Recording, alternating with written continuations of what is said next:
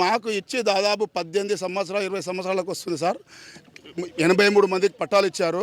83 పట్టాలు ఇస్తే ఒకరు అనుకూలమైనట్లు కట్టుకుంటున్నారు.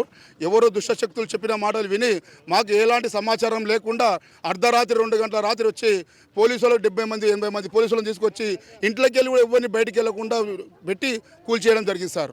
ఎలాంటి మాకు సమాచారం లేదు సార్. అంటే మీకు ఇచ్చిన పట్టాలు ఎవరిచ్చారు? ఎవరి హయాంలో ఇచ్చారు? అధికారుల చేతుల మీద ఇచ్చారా లేకపోతే లేదంటే ప్రజాప్రతినిధి? ఎంఆర్ఓ గవర్నమెంటే ఇచ్చింది సార్. కాకపోతే అప్పుడు ప్రతినిధులు అలా ఉన్నారు, ఇప్పుడు వేరే ఉన్నారు.